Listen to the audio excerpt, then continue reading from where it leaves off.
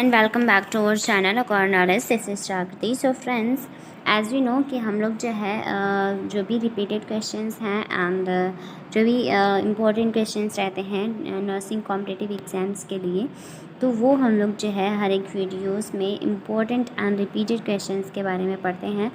And वैसे ही आज का वीडियो रहने वाला है and it is a part 12. So in today's video we are going to read part 12, and this video is important and frequently asked questions in nursing competitive examination. We will see them in this video. सो अगर आपने last videos previous videos जो हैं वो ना देखी हों, जो भी इम्पोर्टेंट क्वेश्चंस की रहती हैं, सो अगर इनसे पहले के जो पार्ट्स हैं वो अगर आपने ना देखा हो then you can watch by clicking on this link. So आज के जो इम्पोर्टेंट क्वेश्चंस हैं, आज का जो वीडियो है वो स्टार्ट करते हैं. जो ऑल एग्ज़ाम्स जैसे कि जो नर्सिंग कॉम्पिटिटिव के एग्जामिनेशंस रहते हैं, तो उनके लिए ये बहुत ज़्यादा इम्पॉर्टेंट क्वेश्चंस रहने वाले हैं. सो आज का जो फर्स्ट क्वेश्चन है, which is a nurse is caring for an infant who has intractable or uncontrolled vomiting.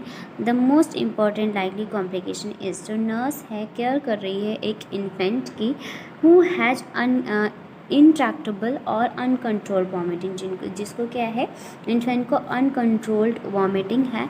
The most important जो लाइकली कॉम्प्लिकेशन रहता है इन्फेंट में वो पूछा है कौन सा है.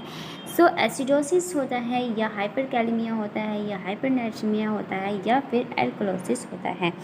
सो नर्स जो है वो इन्फेंट की केयर कर रही है. सो परसिस्टेंट एंड प्रोलॉन्ग वॉमिटिंग अगर हो रही है एंड अगर गैस्ट्रिक लेवल्स हुआ है मींस, तो जिससे क्या होता है, जो कंटिन्यूस लो प्रेशर सक्शन होता है अगर, तो वो क्या कॉज कर सकता है, तो लॉस ऑफ एसिडिक आयन, जो एसिडिक आयन है वो एक्सेसिव लॉस हो सकते हैं. जो एसिडिक आयन होते हैं, एसिडिक आयंस जो होते हैं वो जो है उनका बहुत ज़्यादा जो है एक्सेसिव लॉस हो जाता है. जो एसिडिक आयन होते हैं उनका बहुत ज़्यादा जो है लॉस हो जाता है स्टमक से.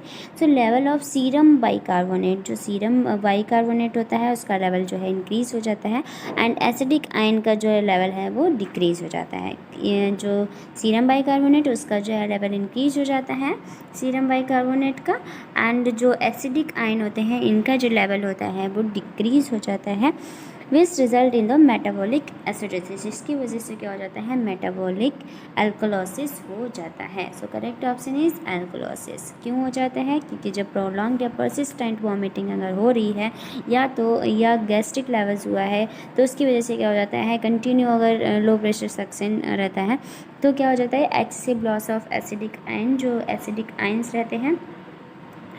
एसिडिक आयंस रहते हैं तो उनका लेवल जो होता है एसिडिक आयंस का स्टमक से वो बहुत ज़्यादा लॉस हो जाता है. एंड जो सीरम बाइकार्बोनेट होता है उसका लेवल जो होता है इंक्रीज़ हो जाता है, जिसकी वजह से क्या होता है, इसकी वजह से मेटाबॉलिक एल्कोलोसिस कॉज हो जाता है. So correct option alkalosis. तो नेक्स्ट क्वेश्चन जो इंपॉर्टेंट रहने वाला है वो पढ़ते हैं. In case of respiratory acidosis there is increase level of, in case of respiratory acidosis there is increase level of. So जो रेस्पिरेटरी एसिडोसिस के केस में क्या होता है, जो लेवल इंक्रीज़ होता है वो कौन सा लेवल इंक्रीज़ होता है रेस्पिरेटरी एसिडोसिस के कंडीशन में, कार्बन डाइऑक्साइड या फिर HOT, ऑक्सीजन एंड बाइकार्बोनेट, तो किसका जो लेवल है वो इंक्रीज़ हो जाता है रेस्पिरेटरी एसिडोसिस के केस में. So correct option is carbon dioxide. जो कार्बन डाइऑक्साइड होता है, कार्बन डाइऑक्साइड का जो लेवल होता है रेस्पिरेटरी एसिडोसिस में, कार्बन डाइऑक्साइड का लेवल जो है वो इंक्रीज़ हो जाता है. So next important questions. So normal serum potassium level in milliequivalent per litre is. जो नॉर्मल सीरम पोटेशियम का लेवल रहता है वो पूछा है क्या होता है. सो फर्स्ट ऑप्शन इज़ 2.5 से 3.5 या 3.5 to 5 या फिर 5.5 to 6.5 या फिर 6.5 to 7.5. सो जो नॉर्मल सीरम पोटेशियम लेवल होता है वो 3.5 से 5.1 मिली इक्विवेलेंट पर लीटर होता है. So correct option is B, that is 3.5 to 5. 3.5 to 5. So next question जो कि important and so injection sodium bicarbonate should not be mixed with, जो इंजेक्शन सोडियम बाइकार्बोनेट होता है उसको किसके साथ, कौन से इंजेक्शन के साथ मिक्स करके कभी भी इंजेक्ट नहीं करना चाहिए। सोडियम बाइकार्बोनेट इंजेक्शन को कौन से इंजेक्शन के साथ कभी भी मिक्स नहीं करना चाहिए। सो first option is normal saline 5% dextrose के साथ, या रिंगल लैक्टेट, या फिर कैल्शियम ग्लूकानेट। सो जो कैल्शियम होता है should not be administered with the sodium bicarbonate, जो कैल्शियम होता है, कैल्शियम ग्लूकानेट जो होता है, calcium gluconate should not be administered with the sodium bicarbonate because it में प्रेसिपिटेट सोडियम बाइकार्बोनेट, क्योंकि ये सोडियम बाइकार्बोनेट को प्रेसिपिटेट कर सकता है। सो कैल्शियम ग्लूकानेट जो है वो सोडियम बाइकार्बोनेट के साथ कभी भी मिक्स करके जो है इंजेक्ट नहीं करना चाहिए, क्योंकि ये क्या कर सकता है, बिकॉज इट में precipitate the sodium bicarbonate. So next question, which serum potassium level require no immediate nursing intervention for. So which serum potassium level, जो कौन सा सीरम पोटेशियम लेवल होता है जितना कि उतने में कोई भी इमीडिएट नर्सिंग इंटरवेंशन की ज़रूरत नहीं होती है फॉर एन अडल्ट। मीन्स अगर सीरम पोटेशियम लेवल जितना है इनमें से कितना होना चाहिए कि एडल्ट के लिए इनमें से कितना लेवल होना चाहिए सीरम पोटेशियम लेवल का, जिसमें क्या हो कि इमीडिएट नर्सिंग इंटरवेंशन की ज़रूरत ना हो for an adult.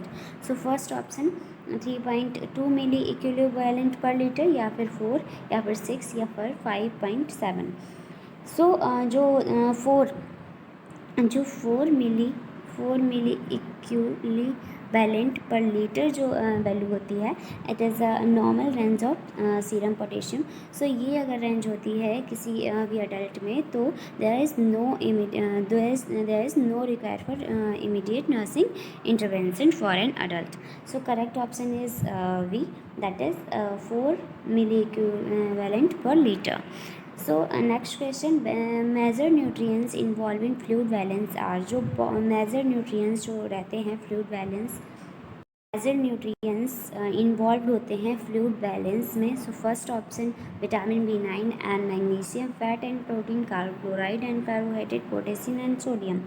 So correct option is D, that is potassium and sodium. Potassium and sodium जो है वो इन्वॉल्व होता है इन फ्लूइड बैलेंस।